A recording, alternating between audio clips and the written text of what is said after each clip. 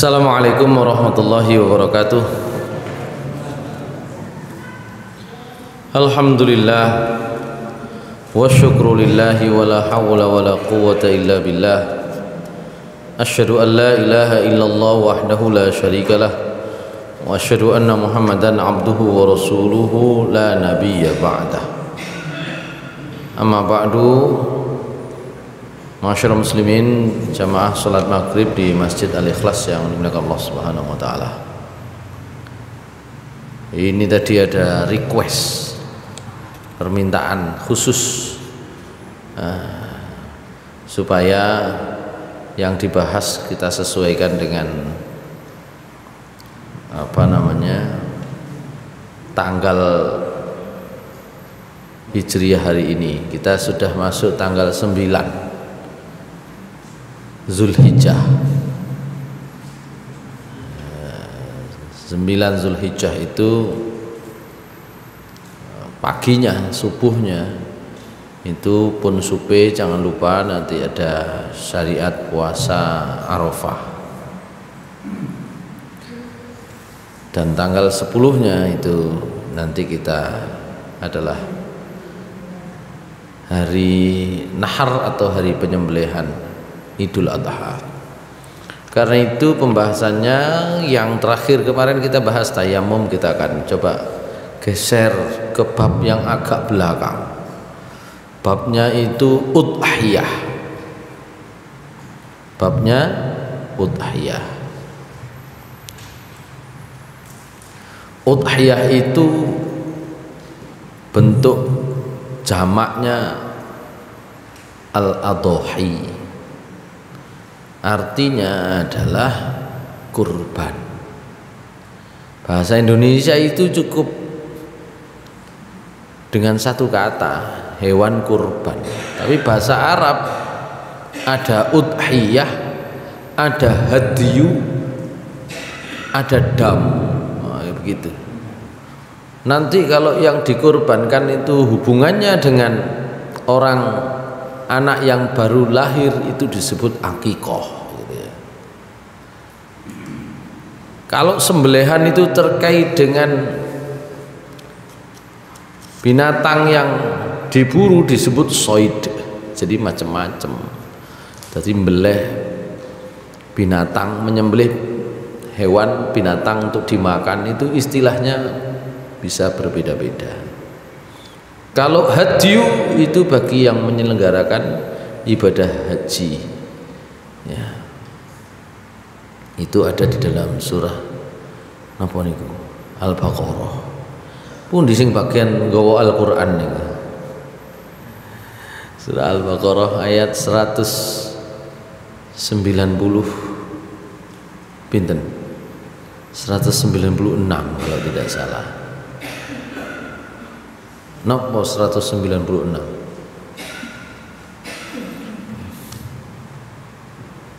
Dan sempurnakanlah ibadah haji dan umroh karena Allah.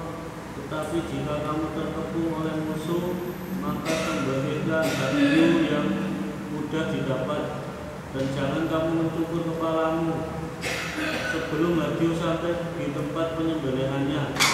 Jika ada di antara kamu yang sakit atau gangguan di kepalanya, lalu dia bercukur, maka dia wajib berfidyah, yaitu berpuasa, bersedekah atau berkurban. Apabila kamu dalam keadaan aman, maka barang siapa mengerjakan umroh sebelum haji, dia wajib menyembelih hadyu yang mudah didapat. Tetapi jika dia tidak dapat mendapatkannya, maka dia wajib berpuasa 3 hari dalam musim haji dan 7 hari setelah kamu kembali. Itu seluruhnya 10 hari. Demikian itu bagi orang yang keluarganya tidak ada tinggal di sekitar Masjidil Haram. Bertakwalah kepada Allah dan ketahuilah bahwa Allah sangat keras hukumannya. Itu satu ayat setengah halaman dewe. A'udzu billahi minasy syaithanir rajim. Bismillahirrahmanirrahim. وَأَتِمُّوا الْحَجَّ وَالْعُمْرَةَ لِلَّهِ فإن أحصرتم فما استيسر من الهدي ولا تحلقوا رؤوسكم حتى يبلغ الهدي محله فمن كان مريضا أو على سفر فمن كان منكم مريضا أو به أذى من رأسه ففدية من صيام أو صدقة أو نسك فإذا أمنتم فمن تمتع بالعمرة إلى الحج فما استيسر من الهدي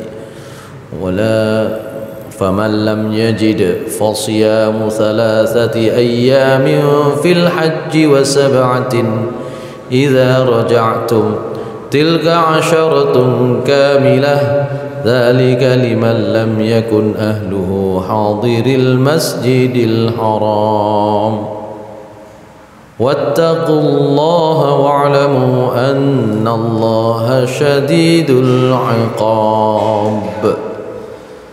Itu disebut hadyu. Hadyu itu bagi orang yang melaksanakan ibadah haji. Nah, yang kita bahas yang kita ini yang di sini udhiyah namanya. Oleh karena itu dalam fikih sunnah biasa dibahas pengertiannya. Udhiyah niku nopo, masru'iyahnya, dalil syariatnya apa, kemudian ketentuan-ketentuan lainnya bagaimana. Kita definisikan dulu. Kalau hadyu itu sembelihan bisa unta, bisa sapi, bisa kambing, tapi yang dilakukan oleh mereka yang beribadah haji. Nanti ada sedikit perbedaan karena terkait dengan perlakuan kita terhadap hewan. Meskipun sebagian besar menyamakan perlakuan hadyu dengan udhiyah, tapi nanti bisa muncul perbedaan-perbedaan pendapat. Baik, sekarang apa yang disebut udhiyah? Al-udhiyatu wad-dhahiyatu ismun lima yuzbahu minal ibili wal baqari wal ghanami yauman nahri wa ayyamat tasyriqi taqarruban ilallahi ta'ala. Jadi kalau kita biasanya kan nggak cara Indonesia kurban ya selesai, tapi kalau dalam bahasa Arab disebut dengan udhiyah. Apa itu udhiyah? Udhiyah itu istilah yang dipakai untuk menyebut hewan yang disembelih, bisa unta, bisa sapi, bisa kambing pada hari nahar 10 Zulhijjah, maksudnya hari penyembelihan. Wa ayyamat tasyrik, dan pada hari-hari tasyrik 11, 12, 13 Zulhijjah. Jadi hari tasyriknya insya Allah sampai hari Jumat ya.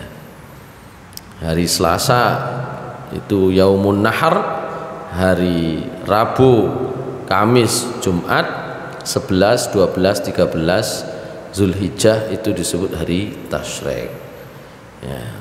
Pergantian hari itu adalah pada waktu maghrib.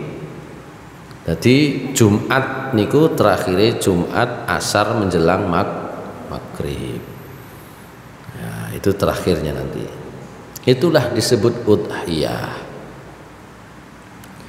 Dalil disyariatkannya apa? Yang paling umum adalah surah Al-Kautsar ya. Kemudian nanti surat Al-Hajj ayat 36.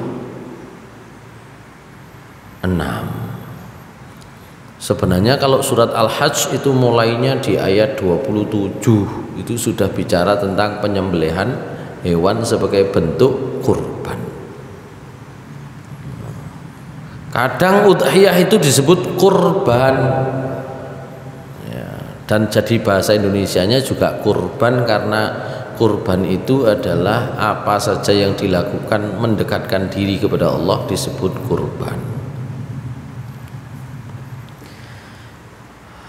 Surah Al-Kautsar, Allah Subhanahu wa taala berfirman, Bismillahirrahmanirrahim. Inna a'tainakal kautsar fashalli li rabbika wanhar inna syani'aka huwal abtar. Sungguh Muhammad, sungguh kami sudah memberikan kepadamu Muhammad Al-Kautsar. Kalau di dalam tafsir Ibnu Katsir, Al-Kautsar itu nama telaganya Nabi, disediakan oleh Allah nanti ketika di surga, khusus telaganya Nabi, di situ berkumpul umatnya Nabi Muhammad SAW. Dalam sebuah riwayat, enten wong Islam umatnya Nabi Muhammad SAW mendekat di telaga Kautsar, karo Gusti Allah diusir, ngalih Nabi belani, ya Allah niku umatku, jari Allah sampean karo umat sampean tapi kelakuane setelah sampean niku gak pantes nang kene begitu. Jadi nanti kadang-kadang kan kita itu menghibur diri, wis pokoknya umat Nabi Muhammad mlebu swarga ya. Sebagai alasan ya tameng ya gak ngelakoni perintahe Allah, gak ngelakoni perintahe Nabi, muni sak dhewe umat Nabi Muhammad insyaallah aman aja ngono. Itu dalam riwayat ini umat Nabi Muhammad ana sing diusir Gusti Allah. Kok ngalih? Ya ngalih teko Al-Kautsar kan tapi sok nang emperane swarga. Nah iki kan ira-ira gitu. Baik. Itu. Sungguh Muhammad kami sudah memberikan kepadamu Al-Kautsar. Napa niku artine? Nikmat yang banyak gitu. Meskipun kalau dalam tafsir Ibnu Katsir tadi saya sebut lebih banyak dimaknai sebagai telaga Al-Kautsar gitu ya. Karena nikmat Allah Subhanahu wa taala kepada Nabi Muhammad itu nikmat yang banyak sekali. Saya di beberapa kesempatan tuh tak sebut situ-situ. Ini nyebut situ-situ gak situ bahas niki gitu ya. Hanya membahas satu nikmat besar yang diberikan oleh Allah Subhanahu wa taala kepada Nabi Muhammad saja itu disambung-sambungnya dengan contoh-contohnya itu 1 jam habis itu. Saya tadi pagi bahas nikmat Nabi itu dijauhkan dari rasa takut ketemu musuh itu dalam perjalanan 1 bulan ya. Kata Rasulullah SAW, di antara 5 perkara yang diberikan khusus kepada Nabi Muhammad, tidak pernah kepada Nabi sebelumnya adalah nusirtu birru'bi masirata syahrin. Saya itu ditolong oleh Allah dari perasaan takut menghadapi musuh sejauh sakulan. Jadi nek umpama sakulan kate perang, enggak. Perangi misalnya saniki tanggal pinten? Saniki 9 Zulhijjah. Misale Muharram tanggal pinten? Tanggal 10 niku umpama perang, sakniki ku wis gak ono wedine pisan. Sampai perang wis gak ono wedine. Ono wedine. Gak ada maksudnya. Itu keutamaan, salah satu saja keutamaan Rasulullah SAW. Makanya kalau kita baca sejarah, tarikh, termasuk sering dijadikan contoh oleh dulu namanya Ustadz Zainuddin MZ, Nabi itu ditodong sama orang kafir dengan senjata begini gitu. Jawabnya santai kan. Nek awak dhewe ditodong barang sing gak jelas, iku wis wedi virus Covid. Barang gak ketok ya gak, wedine gak umum. Podo-podo gak ketoke wedi Covid nggih, tapi wedi malaikat gak patik niku. Soro niku. Podo-podo gak ketoke.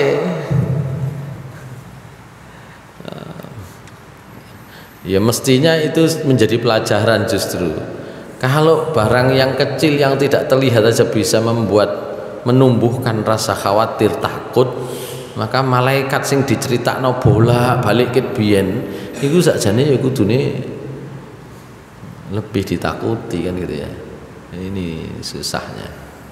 Baik, itu diantara nikmat besar yang diberikan oleh Rasulullah SAW. Makanya ketemu perang, ketemu apa, Abu Bakar wedi dikepung orang Quraisy di gua Sur, kate ketemon yo napa niki Nabi.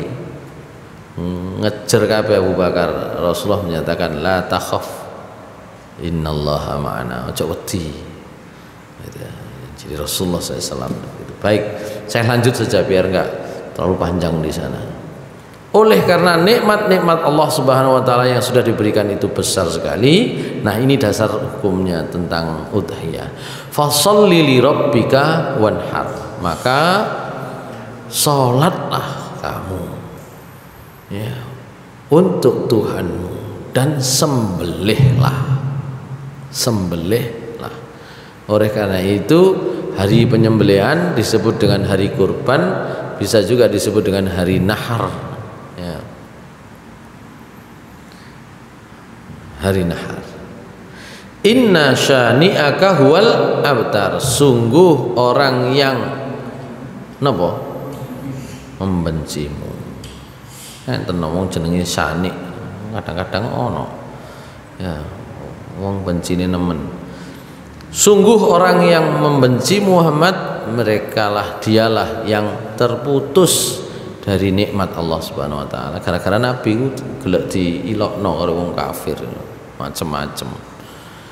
Ya, di antara bahan olok-olok, bahan ejekan kepada Nabi ku gak duwe keturunan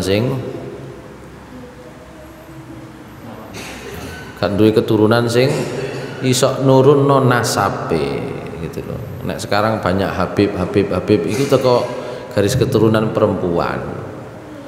Enggak ada yang dari garis keturunan laki-laki. Padahal nasab itu nisbatkan atau disandarkan kepada orang tua laki-laki. Ya. Orang tua laki-laki. Nabi Muhammad SAW boten gadah anak lanang sing sampai gede, boten enten. Wong ngene pun garai masalah. Ya.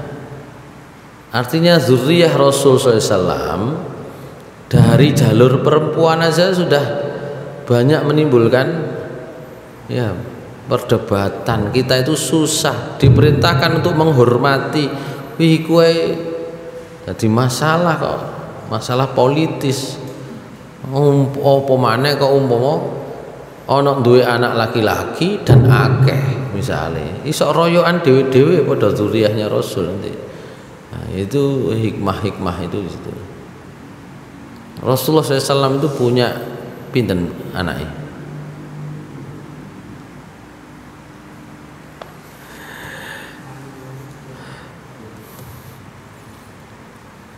Anake pinten? Sing dieling Fatimah tok. Padahal Fatimah wis ana sing duwe ya wis gak ono ya. Mas Bobi ini apale Fatimah tok.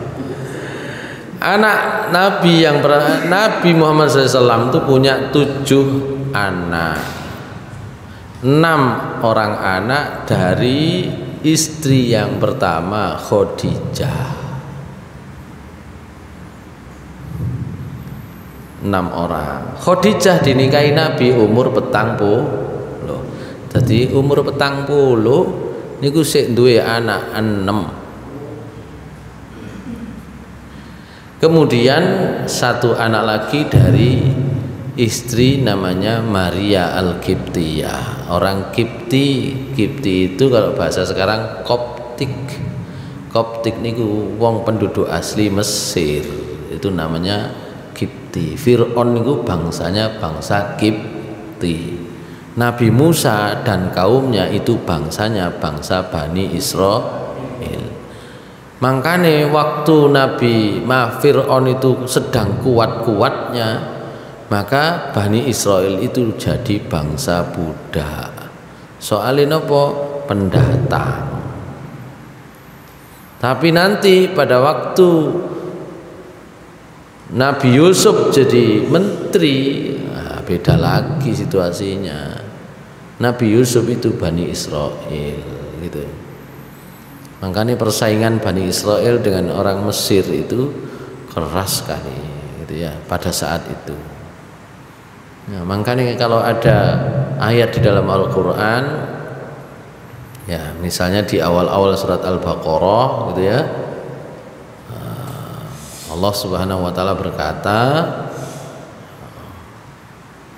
wa idz najjaynakum min ali fir'auna yasumunakum su'al adzab yuzabbihuna abna'akum wa yastahyuna nisa'akum wa fi dzalikum bala'un mir rabbikum azim. Ingatlah ketika kami menyelamatkan kalian dari bala tentaranya Fir'aun. Ya. Mereka bala tentaranya Fir'aun itu ya memberikan kepada kalian apa istilahnya? Perlakuan yang keras, su'al azab. Dengan cara apa? Yuzabbihuna abna'akum. Mereka menyembelih anak-anak laki-laki kalian. Siapa kalian?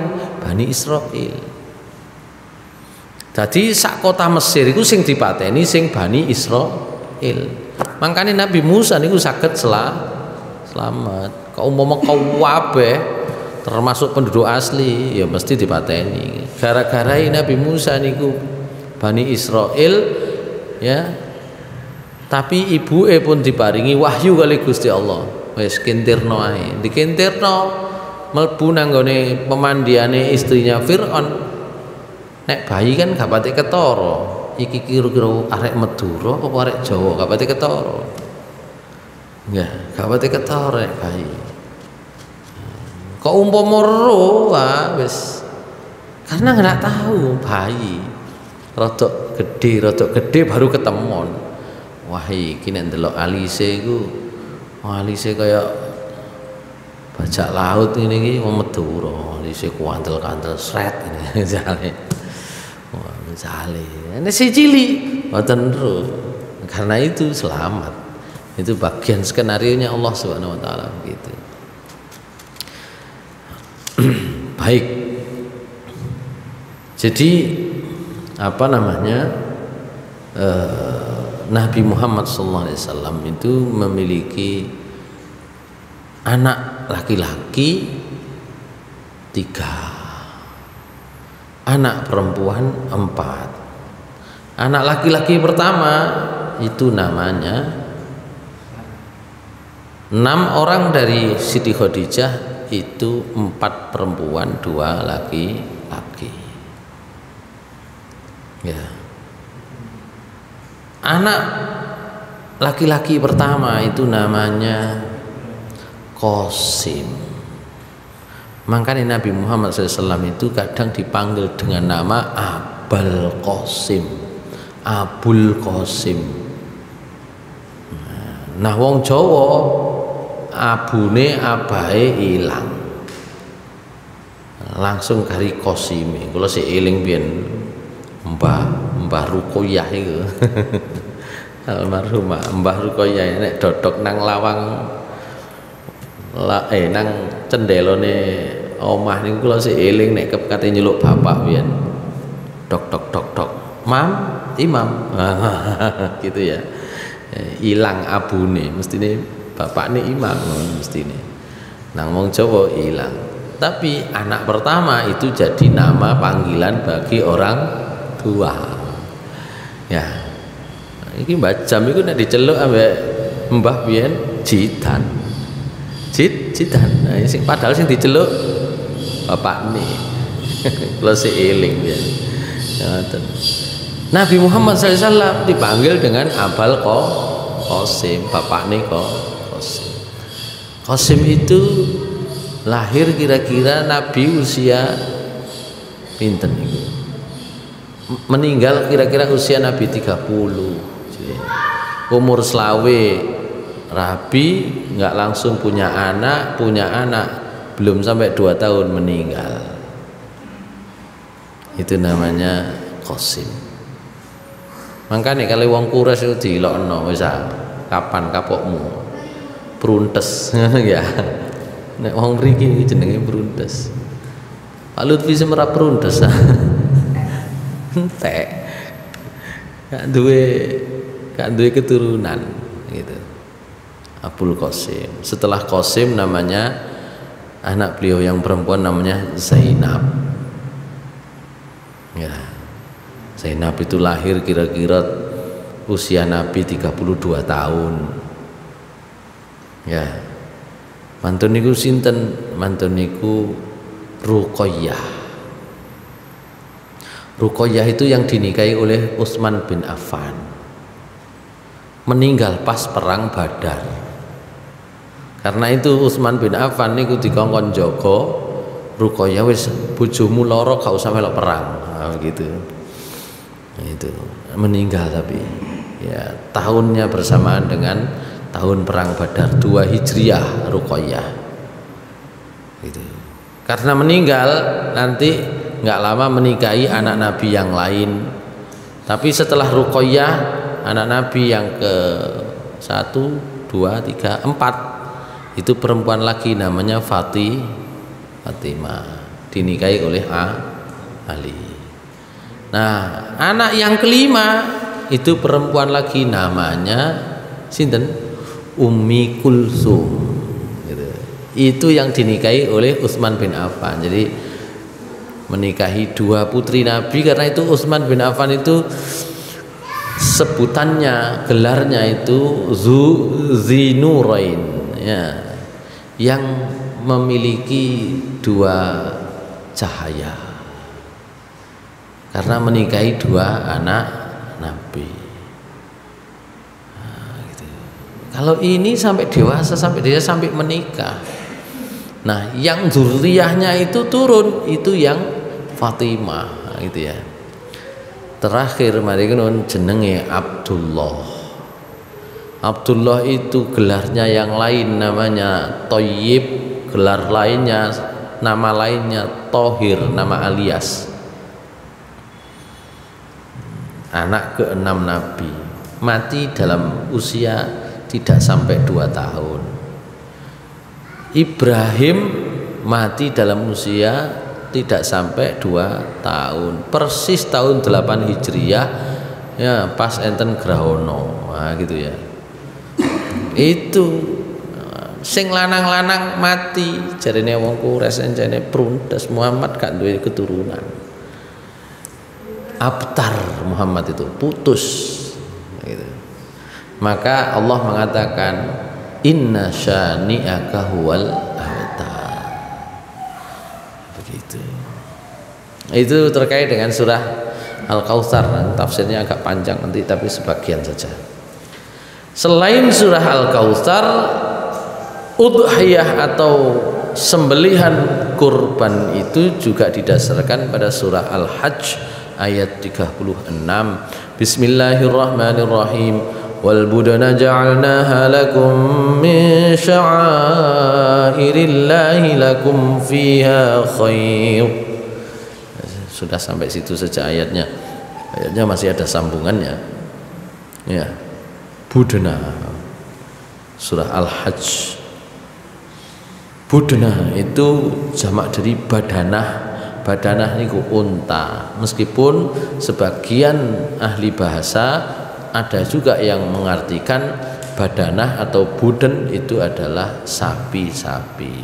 Sehingga artinya adalah dan sapi-sapi, atau yang paling umum dan unta-unta yang disembelih maksudnya pada hari nahar, hari kurban, kami jadikan dia untuk kalian bagian dari syiar Allah.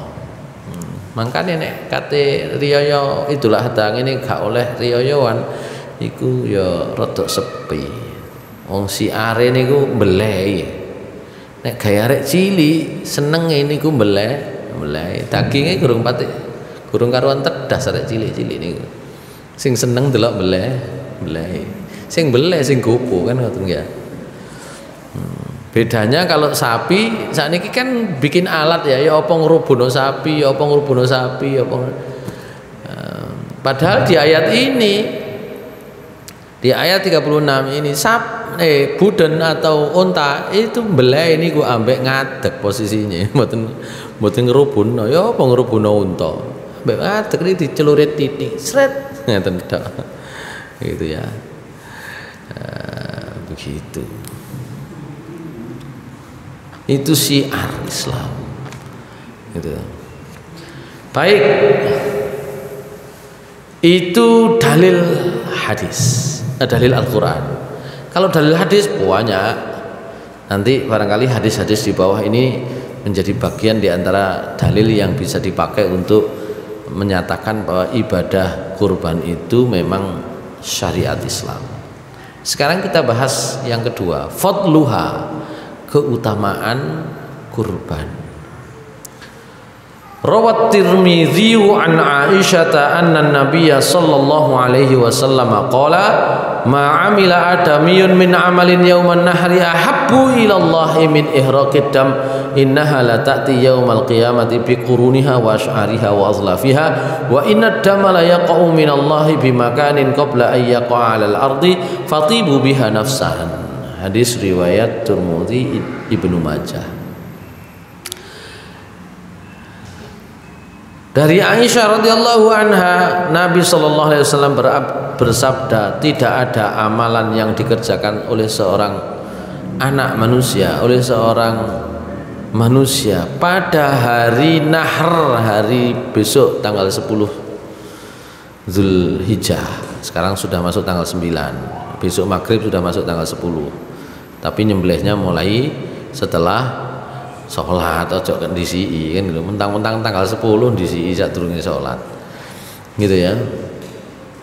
Tidak ada amalan yang dikerjakan oleh anak manusia, oleh seorang manusia pada hari Nahr, hari penyembelihan, yang lebih dicintai oleh Allah Subhanahu wa taala kecuali mengalirkan darah, maksudnya kecuali menyembelih kurban.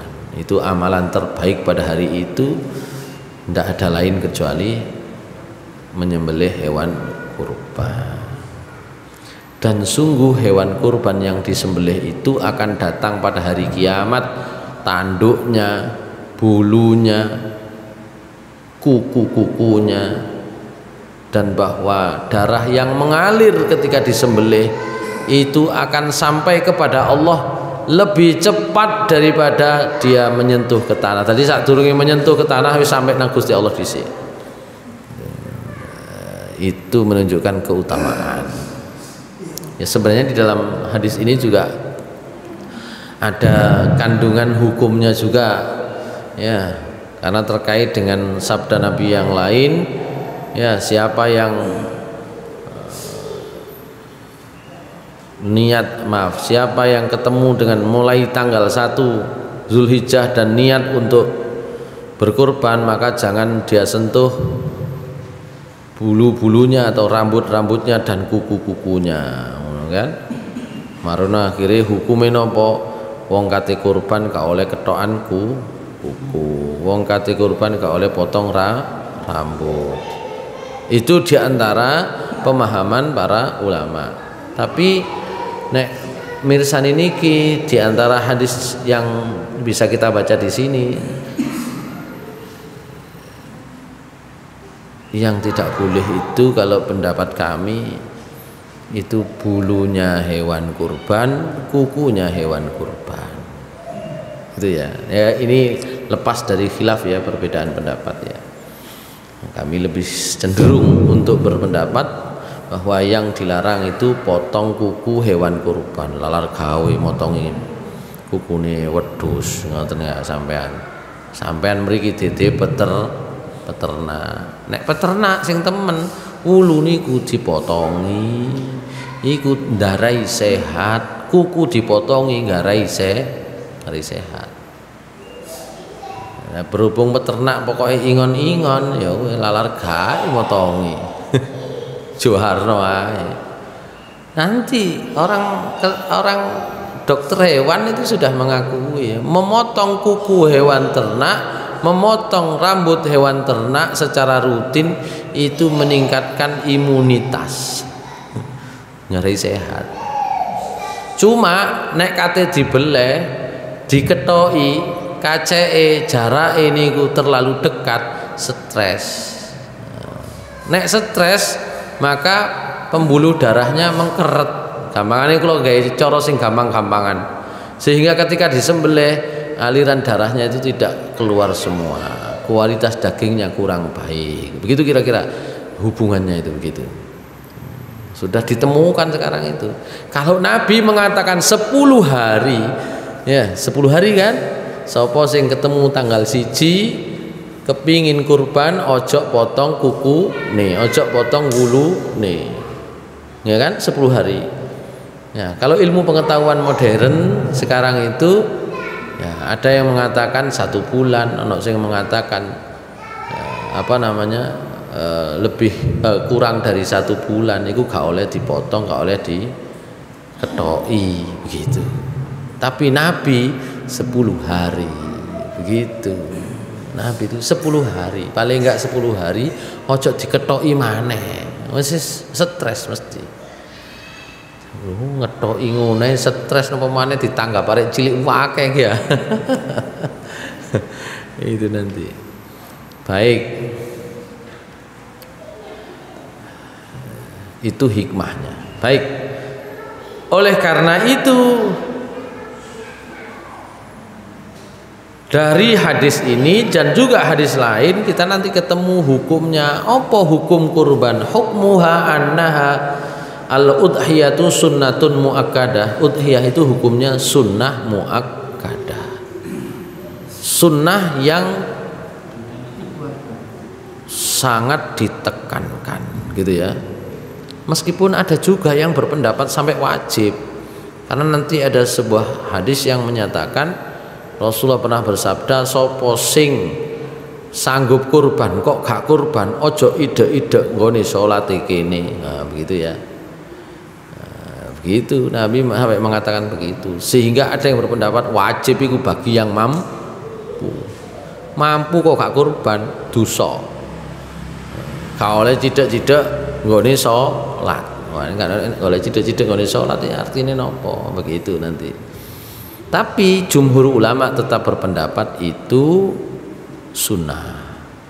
Dalam sebuah riwayat Rasulullah SAW menyatakan, ini dalam sebuah riwayat terkait dengan ini, ya salasun alayya faraid ya wa lakum tatawu.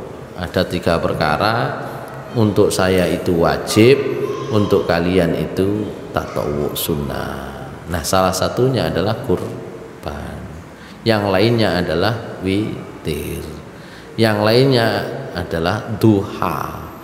Ya, meskipun nanti terkait dengan hadis ini statusnya ada yang berbeda pendapat, gitu ya.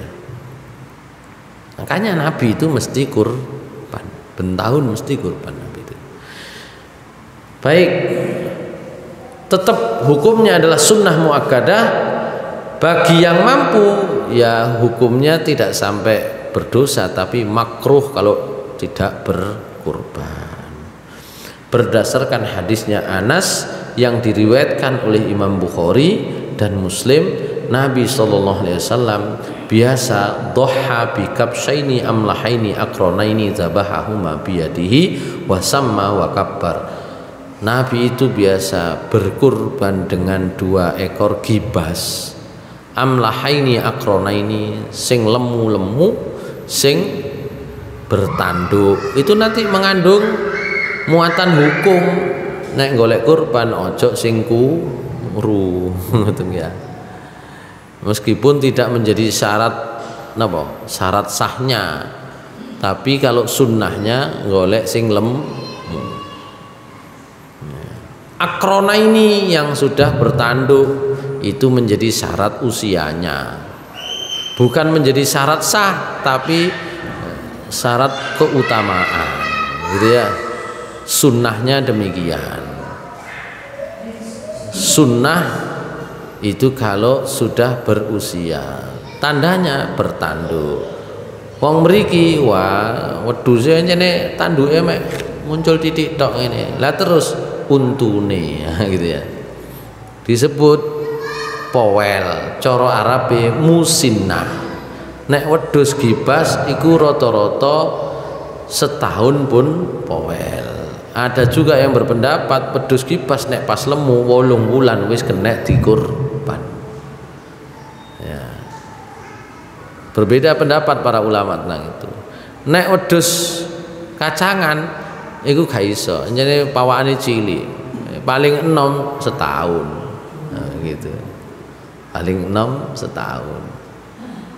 Sapi paling enom 2 tahun. Nah, begitu nanti. Tapi sekali lagi itu bukan syarat sah, hanya saja sunnahnya Nabi golek sing usianya cukup gitu ya. Lah nek misale pedet ya mosok pedet ngoten lho kira-kira ngoten. Lemu tapi pedet. Ndak bisa. Yang ke selanjutnya zabahahu ma biyadihi, Nabi kurban 2 ekor kambing yang gemuk dan bertanduk itu beliau sembelih dengan tangannya sendiri ya. Beliau sembelih dengan tangannya sendiri. Makanya nek kurban itu sunnahe sing kurban beleh dhewe. Waduh mensaken boleh petik ae. Ngejer ta no. Mana ndelok boleh sapi. Baik, saya lanjutkan. Terus kata kudu azan. Wa samma wa kabbara, beliau menyebut nama Allah, beliau bertakbir. Ya, karena itu nanti doanya Allah bismillahi Allahu akbar, hadza min boleh an. Hadza min Muhammadin wa min ali Muhammadin sing siji kan loro. Nek diartekno bismillah Allahu akbar iki teko Muhammad karo keluargane Muhammad. Pun gak usah disebut situ-situ. Sakniki Cak Madris meneh Mas Pendi meneh gak usah ngono. Wis situ Nabi kan gak tahu nyebut situ-situ. Iki aku saiki Muhammad meneh muni teko Aisyah, meneh maneh muni Maimun, mboten ngoten, gak perlu. Gak perlu. Ya. Ngoten lho. Cukup atas nama kepala keluarga selesai pun. Nabi garwane pinten belai kali tetep kali sing siji di atas namakan keluarga, sing siji di atas namakan umatnya. Polane napa? Umate ya akeh sing gak iso belai. Dengan itu nanti disebut sunnah hukumnya dan sunnah kifayah.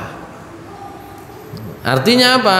Kalau sebagian sudah mengerjakan berarti sak kampung itu wis nglakoni sunnah, ngoten. Mosok sak RT ku gak belas iku kocik nemene begitu ya. Karena itu Nabi doanya begitu. Tapi dari hadis yang sama bisa juga dimaknai lho, Nabi lho jenenge disebut, ya aku ya kepingin disebut sih jenenge. Ngoten ya wong niku. Macam-macam macam fikih niku nek kula bahas fikih mungkin pun kaget ya. Kula duduhi pendapat sing rodok macam-macam, ngoten nggih. Nah gitu. Lho apa kok wong disebut jeneng kepingin disebut jenenge dhewe-dhewe. Saiki bapakne meneh anake meneh maneh bojone meneh taun maneh. Kula taun wingi empun sakniki niku nggih anak kula. Anake lho padahal gak niat. Repot ya. Anake gak niat beleh sampean takokno. Anake gak niat beleh. Gitu. Nabi cukup hadza mesti ben beleh munine nggih ngoten niku. Nek beleh iku Nabi mesti minimal kali ben tahun niku kambing itu ya pernah juga apa namanya onta, tapi ketika kambing 2 ekor mesti munine hadza min Muhammad wa min ali Muhammad atau bismillah Allahu akbar hadza an Muhammadin wa an ali Muhammadin. Sing siji hadza an Muhammadin wa an ummati Muhammadin. Waduh kok angel cara Arabe. Sampeyan cara Indonesia mboten napa-napa. Ya. Tapi nek bismillah Allahu Akbar cara Indonesia kok cek kebacute ngoten lho. Ya, begitu. Baik. Ini hadis yang bicara tentang sama wa kabbaro. Beliau menyebut nama Allah dan bertakbir. Cara mulai ngoten. Ya. Nah, berhubung gak kepingin ketuker saiki wedhuse dikalungi jenenge dhewe-dhewe ya. Baik, saya lanjutkan. Nah, ini yang tadi hadis yang ingin saya bawa, saya sampaikan tadi itu. Dari Ummi Salamah Nabi SAW bersabda, "Idza ra'aitum hilala Dzulhijjah, jika kalian melihat hilal tanggal 1 Zulhijjah, wa arada ahdukum ayyudhhiya, dan seorang di antara kalian ingin berkurban, falyumsik an sya'rihi wa adfarihi, maka tahanlah dia dari memotong rambut dan kuku-kukunya."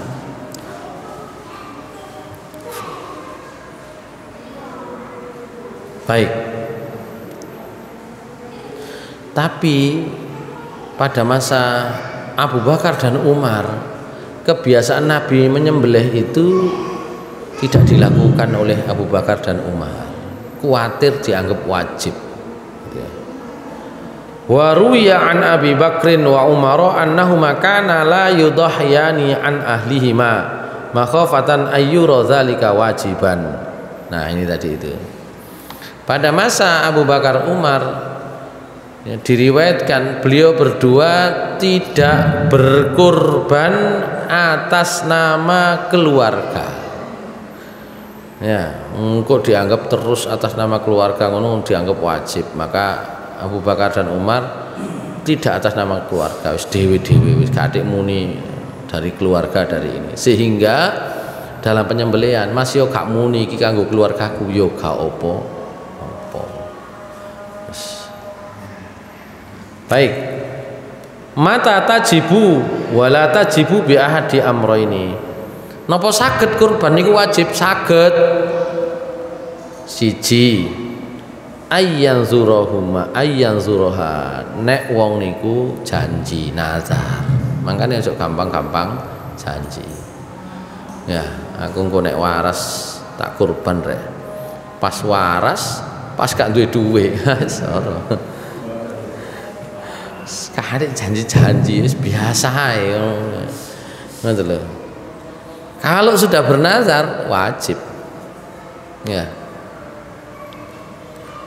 Rasulullah SAW bersabda, "Man nadzara ayyuti Allah falyuti'hu." Siapa berjanji, siapa bernazar untuk mentaati Allah, harus dia penuhi, gitu ya. Wa hatta law mata an-nazir fa innahu tazuzun niyabah fima ainahu binazrihi fima ayyanahu binazrihi qabla mautihi. Bahkan kalaupun dia meninggal sebelum janjinya terlaksana, maka sebelum mati dia bisa menunjuk orang untuk bisa melaksanakan nazar atau janjinya. Makanya nek enten pertanyaan napa saged kula kurban atas nama tiang sepah kula sing pun boten enten. Iso nek wong tuwa tahu janji. Nah, nek tahu janji, nek gak janji, gak karep apa-apa, gak kerentek aja maneh janji, kerentek kae gak moro-moro sampean kurbani. Mboten saged. Nabi Ibrahim nek kepingin nek ngono oleh Nabi Ibrahim kae kira-kira dikurbani ka terus iku wong tuane. Ngoten ya. Bolak-balik. Mboten saged. Kalau janji harus dipenuhi. Janji itu hutang, sama dengan ibadah haji itu loh. Badal haji itu kan seorang sahabat kan tanya, "Nabi, ibu saya dulu sudah janji mau melaksanakan ibadah haji tapi sekarang sudah meninggal, apakah saya harus menggantikannya? Apakah janji dengan manusia itu harus dipenuhi?" Nggih, utang. Nah, janji karo Gusti Allah utangnya lebih luweh luwih pantes dipenuhi, begitu kata Nabi. Sehingga ada badal haji khusus bagi orang yang sudah berjanji. Ngoten lho. Lah sakniki wis talah pokoke iso badal haji dibuka, akhir travel badal haji luwih akeh kan ngoten ya. 5 juta wis oleh sertifikat kan gitu ya. Masyarakat ya. Padahal sing dibadali gak tahu karep, gak ono karepe kan iku gitu ya. Iso-iso ya dudu wong Islam ngene kan ngono. Repot niku.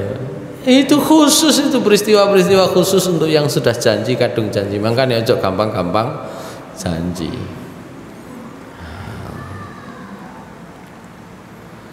Atau yang kedua, ayyakula hadhihi lillah au hadhihi udhiyah wa inda malik idza ishtaraha niyatuhul udhiyah wajabat. Aku tak tuku rek kayak kurban. Pun kadung muni ngono wis kudu dibelek kayak kurban ngoten lho. Tukune sak wulan sadurunge, 2 wulan sadurunge. Cidak lara butuh biaya wis gak iso iku kudu dibeleh gawe kurban. Pas tuku muni wis iki gawe kurban. Ya wis niku gak kena diothek-othek punan. Begitu. Itu terkait sama, dua hal itu kurang lebih sama, itu terkait dengan janji. Ojo gampangmu nih janji itu nek kira-kira gak iso gitu ya.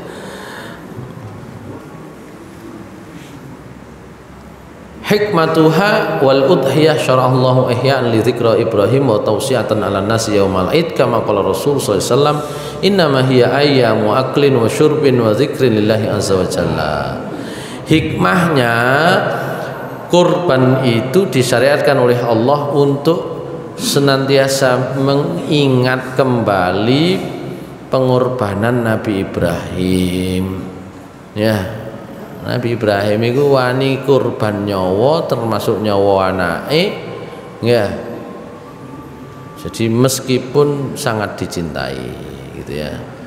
Wa tausi'atan 'alan nasi yaumal id, dan juga untuk menjadi syiar meluaskannya kepada banyak orang pada hari Idul Adha. Oleh karena itu Rasulullah SAW bersabda, Idul Adha itu hari makan, hari minum, ya, dan hari mengingat Allah Subhanahu wa taala. Oleh karena itu, maka nanti terkait dengan ketentuannya, ya, apakah daging kurban itu dibagikan hanya untuk orang miskin saja? Tidak, KPKP oleh gitu ya.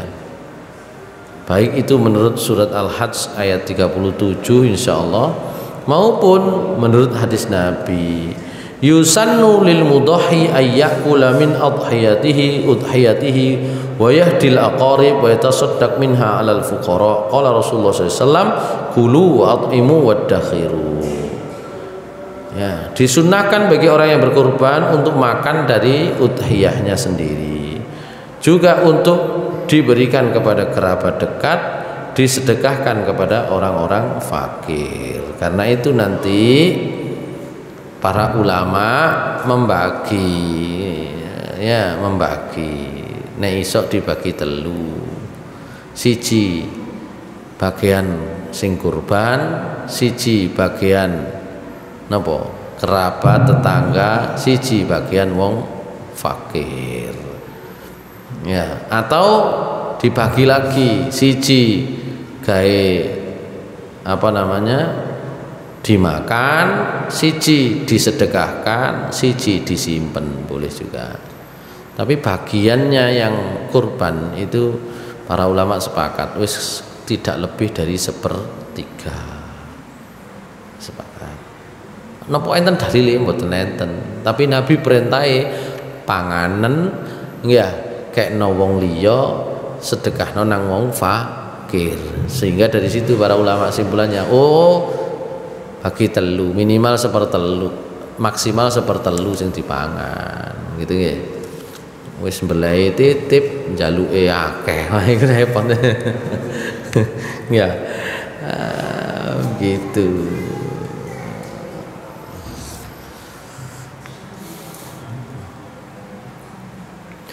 Baik, itu beberapa ketentuan.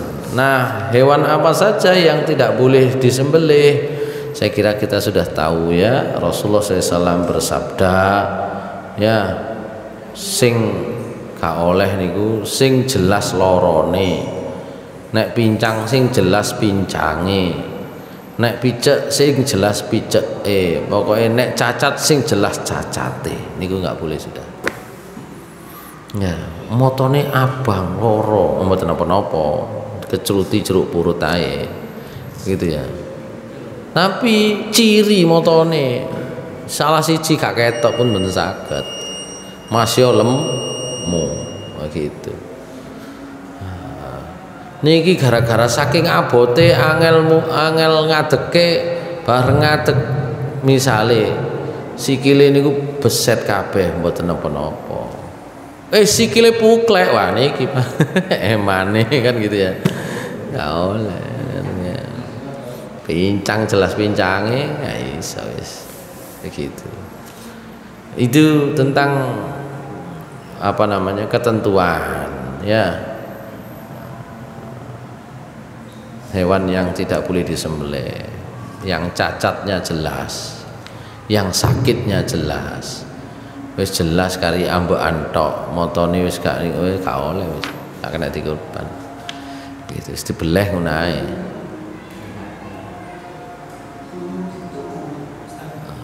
Bukan cacat sungguhnya situ. Okay. Apakah ada amalan tertentu menjelang 10 hari terakhir di bulan Dzulhijjah? Kalau dalam hal ini yang banyak dibicarakan para ulama puasa. Ada yang puasanya itu mulai tanggal 1. Ada yang puasanya tanggal 8 dan 9. Ya. Tapi perintah yang memang jelas tidak diperselisihkan itu puasa tanggal 9. Sudah. Gitu. Nek digawe golek sing gak diperselisihkan ya tanggal 9 niku. Kalau itu gak diperselisihkan. Gitu ya. Ya amalan lainnya kalau dalam setiap ibadah Idul Fitri atau Idul Adha bersedekah. Pokoknya nek ngumpul wong akeh, sedekah itu menjadi amalan. Amalan lainnya ya kurban itu sendiri, gitu ya. Jadi setiap sholat Id kan Nabi bagi umplung kan, ngoten cara mriki kan ngono ya, ider umplung kan gitu ya. Itu saya kira jelas. Selain itu tidak ini ya. Baik, saya kira demikianlah. Waktunya terbatas. Hal-hal penting saja yang apa namanya yang saya sampaikan. Aku qouli hadza wa astaghfirullah li wa lakum innahu ghafurur rahim. Assalamualaikum warahmatullahi wabarakatuh.